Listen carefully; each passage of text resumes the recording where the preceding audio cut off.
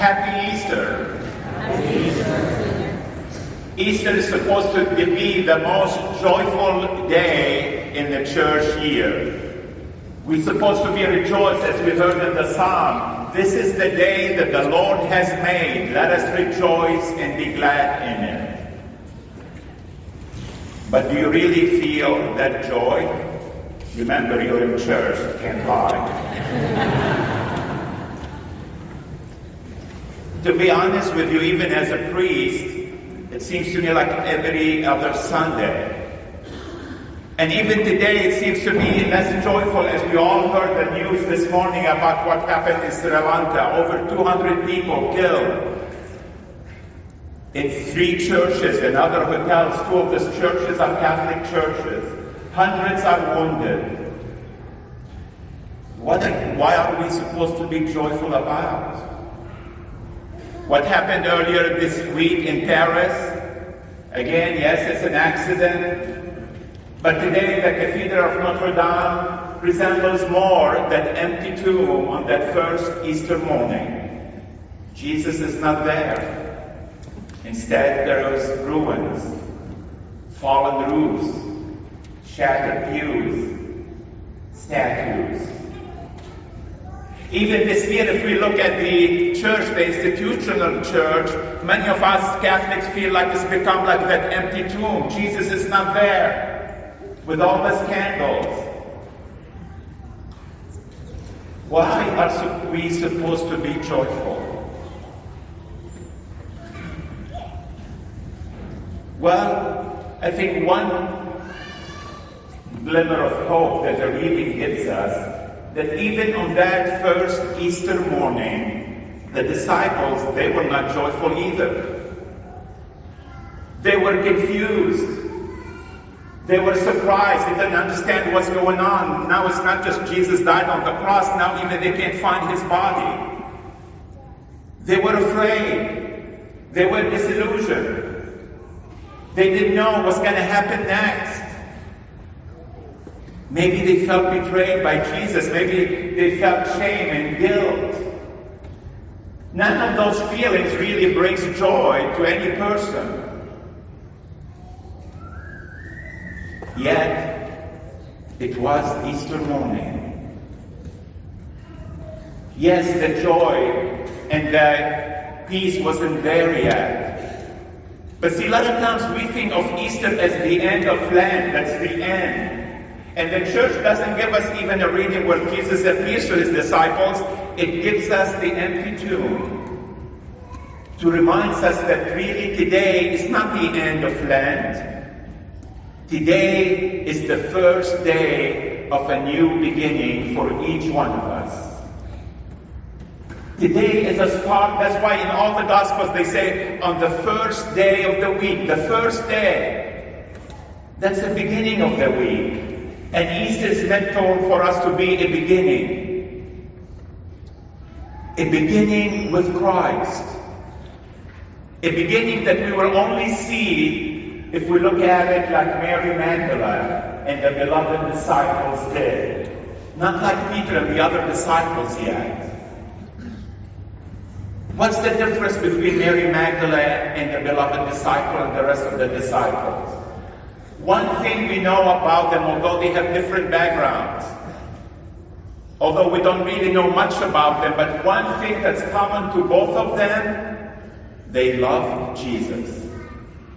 Mary Magdalene was supposed to be a great sinner. They said that Jesus casted 7 demons out of her.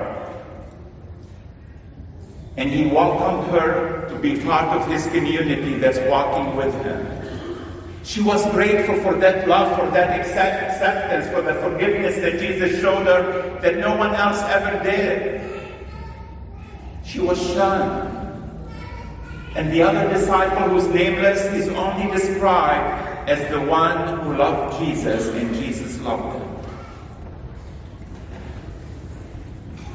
Easter becomes true Easter for each one of us when we have that love. When we look at things and the world through the lens of love. That's what Jesus died for. That's why Jesus rose from the dead. It doesn't matter how beautiful our churches are on Easter. It doesn't matter how great our music and liturgies. It doesn't matter if we put on our new spring clothes and we look good and we have smiles on our faces. We will not experience the true Easter until we begin to look at the world through the lens of love. And maybe in our own lives, maybe you're going through an empty tomb experience. Maybe you're going through a struggle. Maybe a dream has come to an end. Hopes have been shattered. All of those are opportunities to become Easter. Easter is not one day in a year. Easter is any time when we have that emptiness in our hearts, when we feel like the disciples, disillusioned, confused, not knowing what to do. If we look at our situation through the eyes of love, it becomes Easter, a new beginning. 35 years ago, I had my true first Easter. It was a Sunday, but not Easter Sunday. It was at a time when I was going through a difficult time of my life. My hopes, my dreams were shattered. I just graduated with a doctorate in chemical engineering. I couldn't find a job. I was as confused, as angry, as, aimless like the disciples were. And I was at Mass that Sunday. Just like Mary Magdalene, I kept going to the tomb. Because I didn't feel Jesus in my life. I kept asking, where are you? Why are you doing this to me? And during Mass, a question came to my mind. Do you believe that God loves you? And I said yes. And Easter began for me. It's like the small sapling that breaks through the ground and just appears a little bit higher than the ground and then begins to grow. A simple question, do you believe God loves you? And I said yes. Then all it takes. Then I began to walk with Jesus. I didn't get the job that I wanted. I didn't end up in the career that I chose for myself. But God had a different plan for me. And once I began to trust in His love, I began to allow Him to guide me in my life. What does that mean? Simple things. To choose to do what is loving. Just like Jesus did. Even when it got tough for him, even when he knew his life was on the line, even when he knew he could do much more good to the world if he did it his way, if he used his power. But he loved God the Father above all things and accepted His will because He loved us. He knew He can save us in this world, make this world a better world for us, but there was a better world, a better kingdom that He was preparing for us. An eternal kingdom. And He chose to give His life for that eternal kingdom where there will be eternal peace and joy, eternal sense of fulfillment, eternal unity with God the Father. When we begin to make decisions based on love, based on what's the loving thing, not just for us, but what's the best loving thing for God, what actions we can do that will give glory to God, what action can we do that will show our love for our family, for our friends, for our co-workers, for the world. That's when Easter begins in our hearts. It's a long journey. It's not an easy journey. It demands sacrifice. It demands commitment. It demands strength, courage, perseverance. Then although the world around us might be crumbling, our own world might be crumbling, but in the end, we will find the resurrection. At the end, we'll will see the risen Lord. That's how I believe that Jesus, and why I believe that Jesus truly rose from the dead. Not just because it's written in the Gospels, because I have experienced the power of His love in my life. I have seen Him, how He transformed my life by every time I said yes to doing the loving thing, although it was difficult. But He is true to His word. That emptiness that sometimes we feel, one day will be filled with the presence of the living Lord. One day we will experience His love and His peace and His joy, no matter what's going on in our lives. But we need to act in love. We need to become people of the resurrection, people of love who value and put love above all things. That's not the way of the world. The world is falling apart because they're not choosing love. Those people who went into those churches ready to blow themselves up, they were not thinking of love. They had a false sense of love. A love that they thought comes through power, through force, through destruction, through death. That's not love.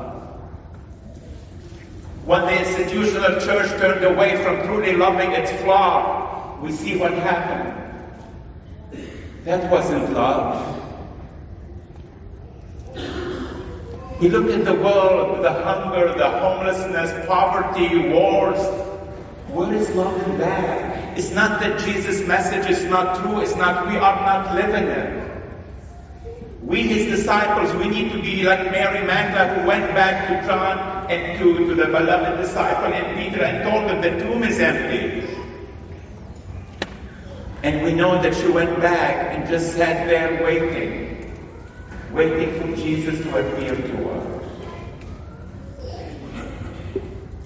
Jesus will come to us if we roll that stone from the empty tombs in our lives. And then it will be Easter. Then the kingdom that Jesus preached and died for will begin to take place. But a lot of times we choose to live in that darkness. We choose to live with our empty tombs because we're afraid what's out there. It's difficult. Yes, love is difficult. When you get married, it's difficult. When you have a family, become raising children, it's difficult. When you start a new business, it's difficult. When you begin your career, it's difficult. If you want to succeed in college, it's difficult. When nations are formed, it's difficult. It demands sacrifices. Why not sacrifice for the God of love? The God who sacrificed Himself for us. If you don't feel the joy of Easter, if your life is like an empty tomb for now, for whatever reason, just take one simple step of doing a loving thing, whatever may be causing the emptiness in your life, or the fear, or the disillusionment, or the uncertainty. Just try it. Give it a chance. Trust and do the loving thing in just one area of your life and see what happens. And even if everything is fine in your life today, we all know one day or another we're going to be in that same spot. Remember Easter. Remember the promise of hope. Remember that that's not the end, but the beginning. The beginning of the journey with God.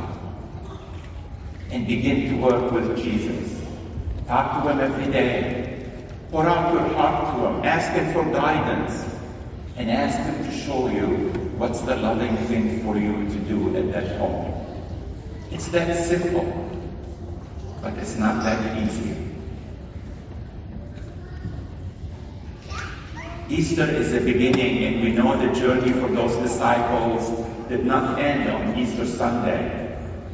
But little by little, Jesus kept walking with them, being kind and loving with them, till one day he went to the whole world and proclaimed him to be Lord and Savior. That one day changed the history of the human race, conquered a huge empire, the Roman Empire, brought civilization to the world at a time where there was darkness and wars, transformed the whole world.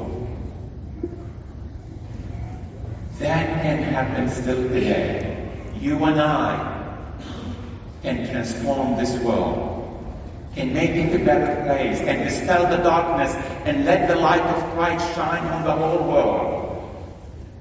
If we choose to live in love and love God and love ourselves as our King.